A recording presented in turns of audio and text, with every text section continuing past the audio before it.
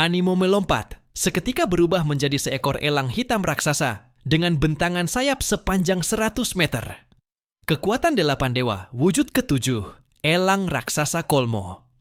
Yang disebut kekuatan 8 dewa itu, artinya bisa memiliki 8 bentuk binatang buas yang berbeda, sekaligus dapat mengendalikan kekuatan dari berbagai jenis yang berbeda pula. Bersama terbangnya elang raksasa Kolmo, badai turut mengguncang langit. Dari mulutnya terdengar pekikan tajam, langsung menyambar ke arah Zuke. Jika pertempuran adalah satu melawan banyak, menurut logika, maka yang pertama harus dilakukan adalah mengurangi jumlah musuh, tentu dengan membunuh yang dianggap paling lemah. Namun menghadapi serangan balik Animo, wajah Zuke sama sekali tidak menunjukkan kegugupan. Badai terus menghantam, tapi Zuke hanya dengan dingin mengibaskan kedua sayapnya. Istana Es, Zuke. Kedua sayapnya terbentang, mengobarkan api yang menjulang tinggi. Api biru menyebar ke seluruh langit, di ruang hampa bermekaran bunga mandala biru, lalu berputar turun dalam pusaran spiral. Kemampuan elang raksasa Kolmo adalah badai. Namun badai ini justru membuat api es semakin mengamuk. Semakin kuat badai, semakin menyala-nyala pula api itu. Dalam sekejap, langit dipenuhi kobaran api biru. Elang raksasa Kolmo terus mengejar Zuke. Tak terhindarkan tubuhnya terbungkus api es. Nyala api itu terbawa angin, menempel di tubuhnya. Mula-mula hanya percikan kecil, begitu lemah hingga Animo tak merasa apa-apa. Namun saat ia terus mengejar Zuke, perlahan ia mulai sadar ada yang tidak beres. Hanya dalam beberapa detik saja, tubuhnya sudah terbakar oleh api yang menyala-nyala. Keparat, sejak kapan ini mulai terbakar? Wajah Animo berubah drastis. Jika itu hanya api biasa, dengan kecepatan setinggi ini, angin kencang pasti sudah bisa memadamkannya. Tapi kenapa malah semakin membesar? Dan kenapa ia merasakan kekuatan dalam tubuhnya semakin cepat menghilang? Zuke hanya terus mundur sambil menatapnya dengan dingin. Barulah Animo sadar, api es yang digunakan Zuke ketika di bawah air penyebarannya masih terhambat, sehingga erosi terhadap tubuhnya cukup lambat. Namun begitu sampai di udara, daya bakarnya meningkat puluhan kali lipat. Animo mengepakkan sayapnya sekuat tenaga, tapi justru semakin kencang angin, semakin ganas api itu menyala. Bulu-bulu di tubuhnya perlahan berubah menjadi abu, bukan hanya terbakar, melainkan diserap habis energinya hingga hancur lebur. Kekuatan itu bahkan mulai menggerogoti daging tubuhnya. Rasa dingin menusuk tulang langsung menyerang.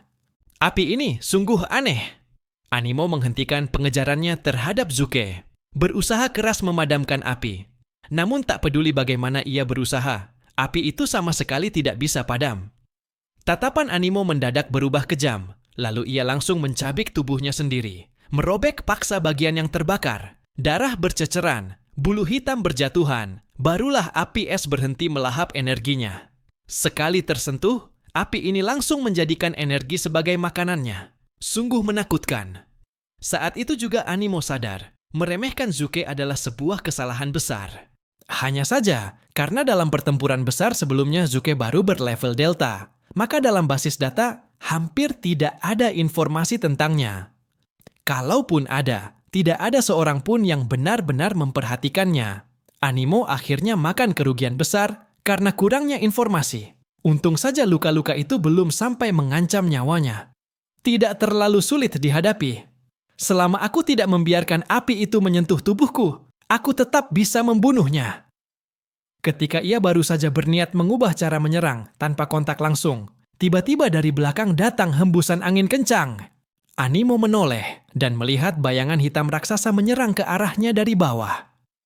Xuanwu ternyata keluar dari permukaan es, lalu tubuhnya berputar cepat bak gasing raksasa, langsung menghantam ke arahnya. Meski tubuh Xuanwu tidak mahir bertarung di darat, bukan berarti ia tak punya jurus andalan. Jurus gasing Xuanwu inilah yang mampu memanfaatkan kekuatan perisainya secara sempurna untuk menghantam lawan. Sederhana, tapi sangat ampuh. Animo tidak sempat menghindar, tubuhnya langsung dihantam putaran gasing raksasa Xuanwu. Puah! Tubuh elang raksasa Kolmo terhantam telak, suara retakan tulang terdengar jelas. Benturan mengerikan, itu nyaris membelah tubuh Animo menjadi dua. Animo buru-buru mengepakkan sayap, memanfaatkan kekuatan badai untuk memutar tubuhnya, mengurangi daya hantaman Xuanwu, lalu terbang melesat ke angkasa. Shrek! Kali ini Animo benar-benar murka. Dari mulutnya keluar pekikan panjang, lalu dari ketinggian ia mengepakkan sayapnya dengan cepat. Huh! Setiap kepakan sayap memicu badai dahsyat, menghantam Zuke dan Xuanwu di bawah. Namun tubuh Xuanwu segera terhempas jatuh ke dalam danau, lalu membuka mulutnya, menembakkan meriam sinar hitam ke langit. Boom! Reaktor nuklir dalam tubuhnya bekerja. Energi dahsyat menyembur keluar dari kedalaman tenggorokannya, bertabrakan langsung dengan badai. Sekali benturan saja, badai itu hancur total. Zuke menatap tubuh elang raksasa Kolmo. Tampak jelas luka-luka di tubuhnya. Bukan hanya bekas hantaman Xuanwu, tapi juga bekas bakaran api es, ditambah bagian tubuh yang ia cabik sendiri. Lanjutkan, ujar Zuke pada Xuanwu. Xuanwu mengangkat tinggi kepalanya. Reaktor nuklir dalam tubuhnya kembali meledak. Meriam sinar hitam terus-menerus menembus langit, membombardir Animo habis-habisan. Rentetan serangan berfrekuensi tinggi membuat Animo kelabakan.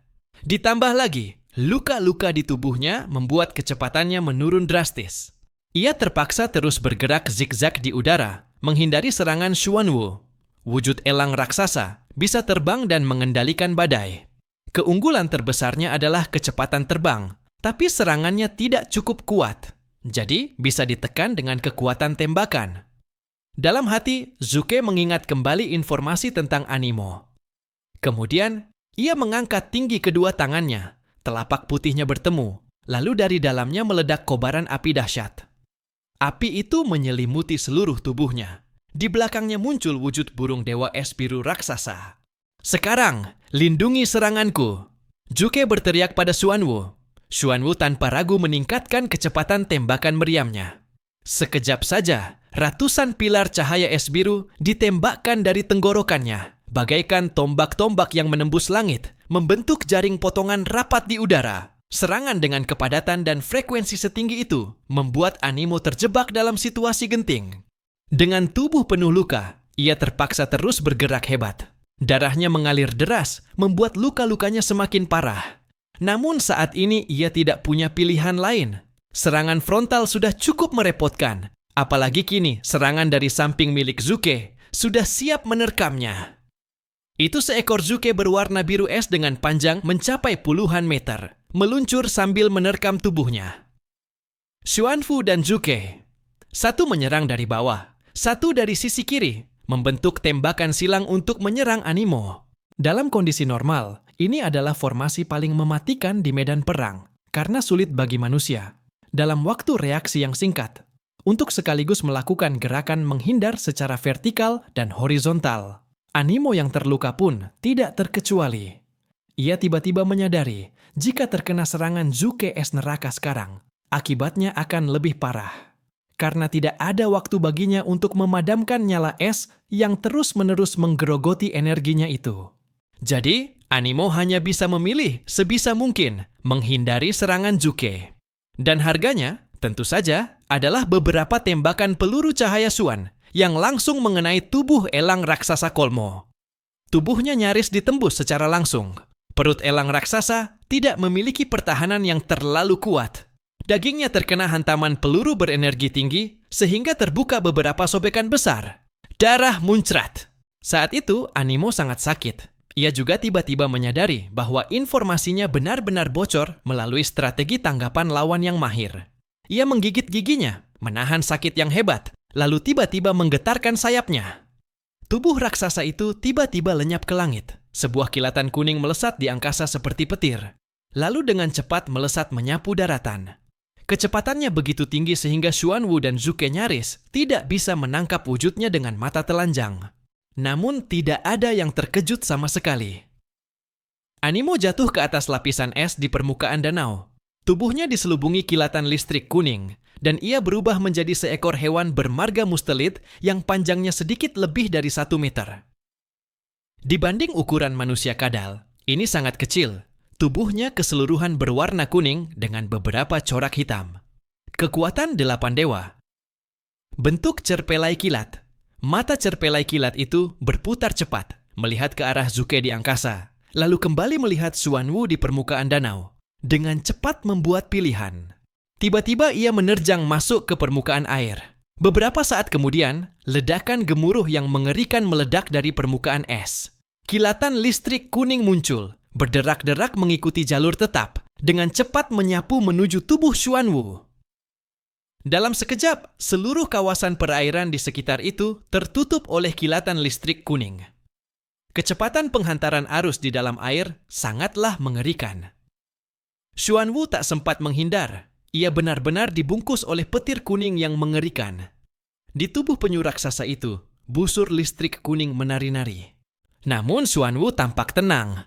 Tubuhnya tak bergerak. Seharusnya aku membuatnya gosong di luar, tapi lembut di dalam, kan? Bahkan jika nyawanya tidak dalam bahaya, paling tidak dia akan lumpuh. Aku akan menggigit sampai mati penyu ini saja dulu.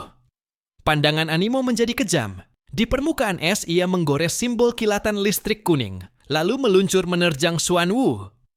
Badan yang terlalu besar justru membuatnya sangat canggung ketika menghadapi target yang kecil dan sangat lincah. Animo yakin bahwa arus listrik tegangan tinggi yang kuat di dalam air adalah senjata terbaik untuk menahan Xuanwu. Tetapi saat tubuhnya bergerak, sebelum sempat mendekati Xuanwu, ia tiba-tiba melihat Xuanwu membuka mulut lebar-lebar, mengarah tepat ke posisi tempatnya berada, lalu menembakkan sebuah peluru cahaya Xuan yang mengguncangkan langit dan bumi. Meskipun tidak bisa mengunci target Animo yang bergerak sangat cepat, mengandalkan sifat peluru cahaya Xuan untuk menyerang area luas bukankah lebih dari cukup? Kelebihan cerpelai kilat adalah serangan listrik tegangan tinggi dan kecepatan. Kekuatan dan kemampuan bertahannya tidak terlalu baik. Karena kecepatannya sangat tinggi, ia malah tidak sempat bereaksi terhadap serangan Xuanwu dan langsung tertutup oleh peluru cahaya Xuan yang dahsyat. Saat peluru cahaya Xuan menghantam tubuhnya, mata Animo masih dipenuhi ekspresi tak percaya. Bagaimana bisa? Tidak berefek? Ia tak mengerti. Sebagai makhluk hidup, Xuanwu pada dasarnya adalah bahan penghantar listrik yang sangat baik, dan ini terjadi di danau, sebuah lingkungan yang menguntungkan bagi kemampuannya. Seharusnya ia sangat diuntungkan. Tetapi mengapa Xuanwu tampak tidak terpengaruh sama sekali? Pertama, ia tidak tahu bahwa kekuatan delapan dewa yang dikuasainya sudah sepenuhnya dipahami oleh Xuanwu dan Zuke. Maka ketika menghadapi gabungan pasukan Hua Xuan dan tenaga tempur puncak dari wilayah Laut Timur, kemampuan bertempurnya yang paling kuat, semua bentuknya akan diantisipasi dengan sempurna oleh lawan. Kedua, Xuanwu telah menjelajahi lautan dalam bertahun-tahun. Kemudian saat berperang melawan mata iblis dan belut raksasa Atlantis, ia pernah menderita kerugian besar. Jadi setelah kembali, ia memperkuat pertahanannya terhadap makhluk asing yang memiliki kemampuan petir. Di bawah tempurung tebalnya, sudah dipasang banyak teknologi mekanis. Selain reaktor nuklir, ia juga menambahkan lapisan bahan isolasi khusus yang bisa menghalangi arus listrik tegangan tinggi. Semua itu memang dipersiapkan khusus untuk menghadapi Animo. Boom! Dah! Tubuh Animo terhempas jauh oleh hantaman itu. Tindakan ini juga untuk lebih baik mengurangi gaya benturan dari depan. Tubuhnya menggores permukaan danau sepanjang beberapa kilometer, memercikan gelombang raksasa, akhirnya menerjang ke darat dan menabrak merobohkan hutan yang luas. Zuke mengepakkan sayapnya dan datang tanpa ragu. Ia membuka mulut dan melontarkan sebuah nyala es yang bergelora, langsung membakar hutan dari ketinggian. Sifat nyala es itu adalah api. Meskipun merupakan api yang menghisap segala energi, ketika bertemu hutan, ia tetap menyala dengan cara yang aneh. Tidak ada ledakan panas yang mengamuk, malah semakin terbakar semakin dingin. Seluruh hutan menyala dengan api biru, terlihat sangat indah, seperti dunia mimpi. Di tengah hutan itu, sebuah sosok hitam raksasa perlahan berdiri. Saat itu Animo berubah wujud menjadi beruang hitam raksasa setinggi lebih dari 10 meter. Bentuk beruang raksasa memiliki kekuatan dan pertahanan yang tangguh. Pada momen penting, saat menerima serangan peluru cahaya Xuan, ia menggunakan wujud beruang raksasa untuk menahan sebagian besar serangan. Kelemahan bentuk ini adalah gerakannya yang canggung. Animo kini melepaskan kedua lengannya yang menjaga di depan tubuhnya. Tatapannya berat dan menakutkan. Sejak dimulainya pertempuran, ia benar-benar berada di bawah tekanan kombinasi lawan, tanpa ruang untuk membalas. Informasi tentang kemampuannya dibendung total. Saat ia masih menyelidiki kemampuan lawan, mereka sudah menyerangnya dengan segenap tenaga. Menyerang titik lemah yang mengincarnya.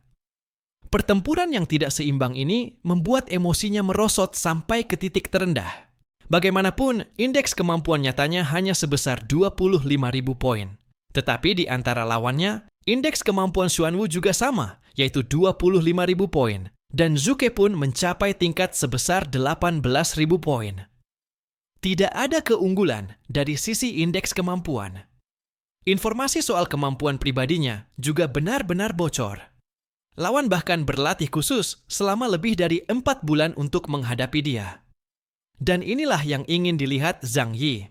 Bukan kemenangan tipis, bukan kemenangan yang mengorbankan besar-besaran untuk meraih kemenangan, melainkan yang terbaik, tidak kehilangan satu tenaga kelas atas pun, dengan biaya sekecil mungkin, memusnahkan seluruh kekaisaran Wuluan. Animo tidak punya waktu untuk banyak berpikir. Api biru es itu sudah membakar dengan ganas mendekat. Jika saat ini tidak segera melarikan diri, pasti akan terbakar oleh api es terkutuk itu. Benda itu sekali menempel, kecuali dengan memotong daging, sama sekali tidak ada cara baik untuk melepaskannya. Ia hanya akan terus-menerus menyedot kekuatan tubuh sendiri. Selain itu, Zuke bisa melalui api tersebut menyerap kekuatan lawan untuk memperkuat dirinya. Semakin lama pertempuran berlangsung, kekuatannya akan semakin besar. Namun, jika dalam kondisi seperti ini, Animo mencoba melarikan diri keluar dari hutan. Ia tahu Xuanwu pasti sudah membuka mulut besar. Meriam cahaya sudah siap ditembakkan, menunggu kemunculannya. Haruskah ia melarikan diri? Ia teringat pada pertanyaan yang hampir setiap jenderal berzirah perak pernah pikirkan. Dalam pertempuran dengan kondisi mutlak tidak seimbang seperti ini, melarikan diri memang adalah pilihan paling bijak. Namun, segera ia kembali sadar pada satu kenyataan. Ia sama sekali tidak punya hak untuk melarikan diri. Begitu ia kabur, garis depan akan terbuka celah, aliansi manusia akan menerobos masuk menuju ibu kota. Maka, meskipun perang berakhir, ia akan dicap sebagai pengecut yang lari dari medan perang dan pasti dieksekusi oleh panglima besar. Jadi, tidak bisa lari. Hanya dengan bertempur mati-matian, barulah ia bisa merebut secercah harapan untuk hidup. Ia telah menikmati begitu banyak sumber daya dari Kekaisaran Wuluan. Dibesarkan dan dilatih hanya untuk saat-saat seperti ini.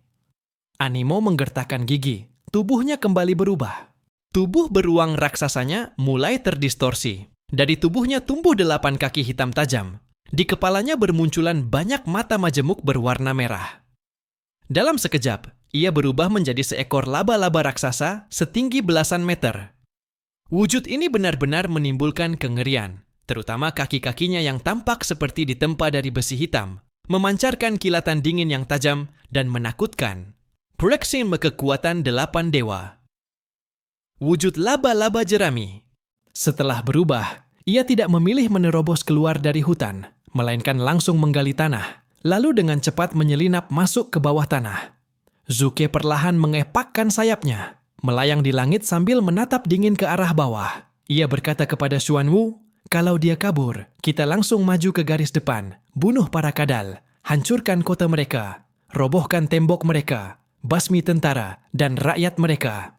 Kalau dia tidak kabur, berarti sekarang dia sudah berubah menjadi laba-laba jerami dan melarikan diri lewat bawah tanah untuk keluar dari lautan api ini. Jadi, perhatikan pergerakan tanah.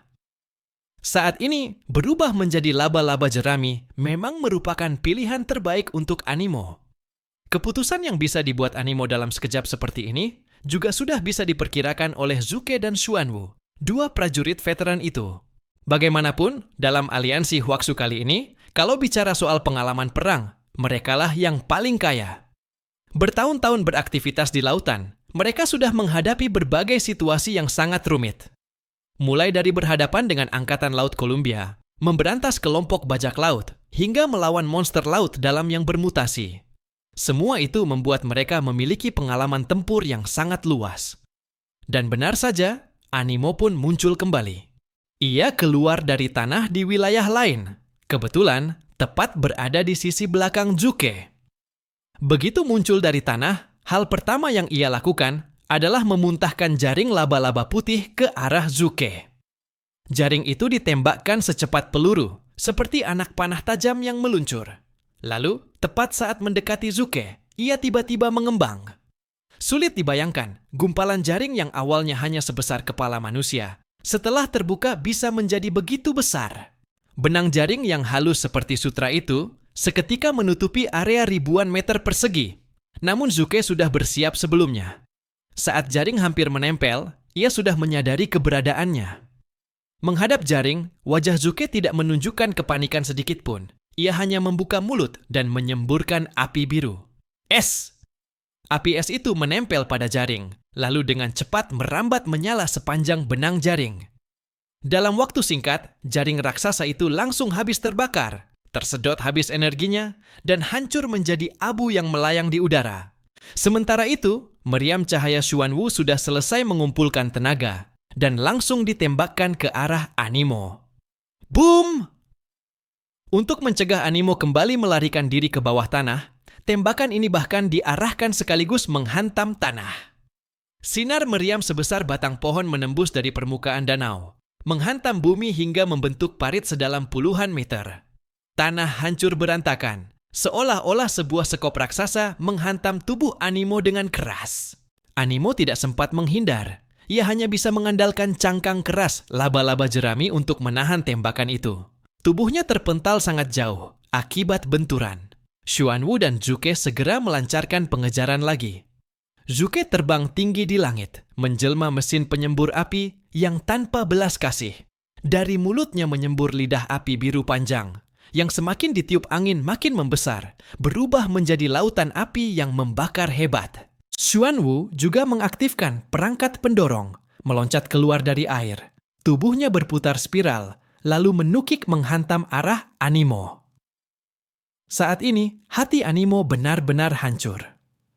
Kekuatan 8 dewa adalah kemampuan tingkat tinggi yang sangat kuat milik kaum Beastmen. Berbagai bentuk yang bisa ia ambil seharusnya dapat menyesuaikan diri dengan lingkungan pertempuran apapun. Namun saat ini, tidak peduli ia berubah ke bentuk apapun, lawan seakan tidak terkejut sedikit pun, bahkan mampu dengan mudah mengatasinya. Dalam kondisi begini, bagaimana mungkin ia masih bisa bertarung?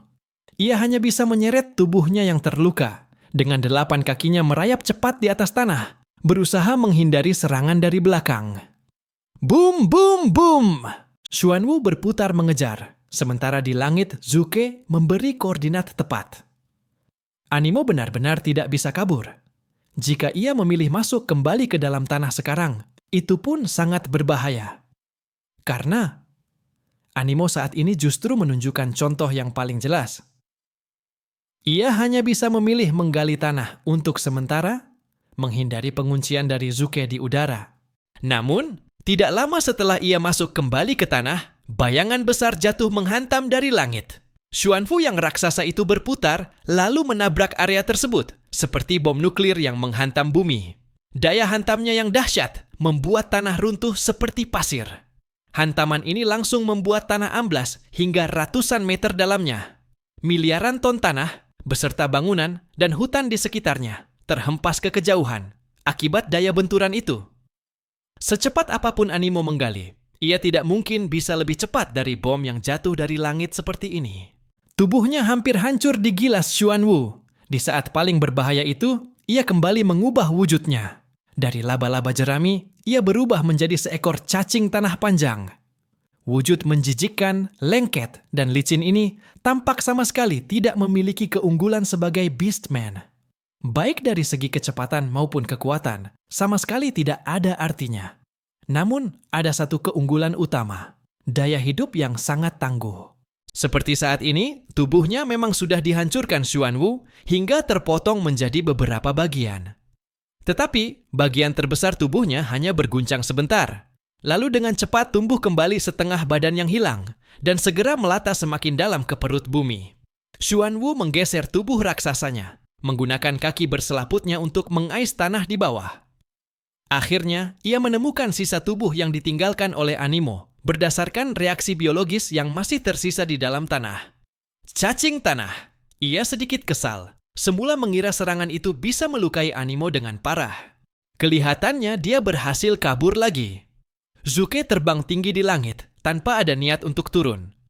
Keunggulannya memang menjaga jarak, lalu menggunakan api untuk melakukan serangan jarak jauh, tanpa memberi lawan kesempatan apapun. Kalau begitu, mari kita bantai kota ini saja. Suara Zuke terdengar sedingin es. Baik. Xuanwu pun tidak mengajukan keberatan sedikit pun. Keduanya malas meladeni prajurit yang lari ketakutan itu.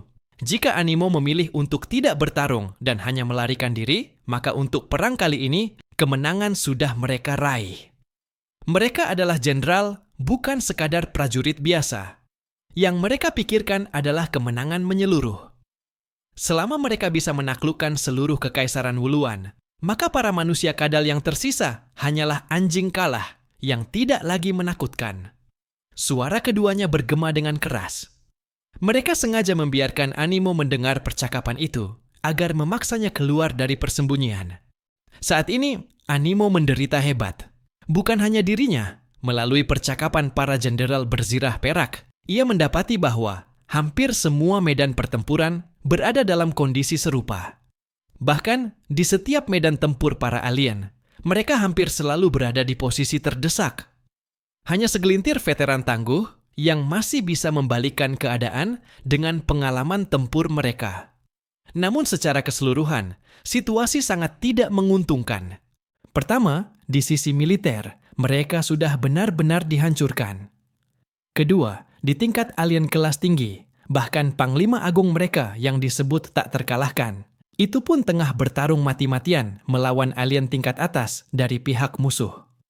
Kini, sejak perang dimulai, sudah lebih dari 1 jam berlalu, namun Zhenglou masih belum berhasil mengalahkan lawannya. Jika terus begini, masa depan Kekaisaran Wuluan benar-benar berada di ujung tanduk. Animo masih terus berjuang, bukan karena takut mati, tetapi ia tidak ingin mati dengan cara sia-sia seperti ini. Segala situasi di medan perang juga sudah diperhatikan oleh para petinggi kekaisaran. Meski mereka tidak bisa melihat jelas kondisi di setiap lini pertempuran, penyusutan garis depan adalah fakta yang tak terbantahkan. Suara para petinggi yang penuh kegelisahan terdengar di telinga setiap jenderal berzirah perak. Kalian harus mempertahankan garis pertahanan. Bagaimanapun caranya, jangan biarkan mereka mendekati distrik pusat kota. Begitu distrik pusat kota jatuh, maka kekaisaran ini benar-benar tamat. Distrik pusat kota bukan hanya tempat tinggal keluarga kerajaan, tetapi juga pusat industri inti kekaisaran. Misalnya, lembaga penelitian mutakhir, perusahaan-perusahaan teknologi, hingga pusat energi.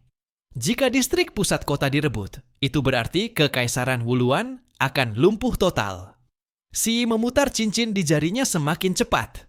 Ia juga mulai memerintahkan bawahannya mempercepat persiapan. Peralatan untuk rencana pelarian bawah tanah sudah selesai dipersiapkan.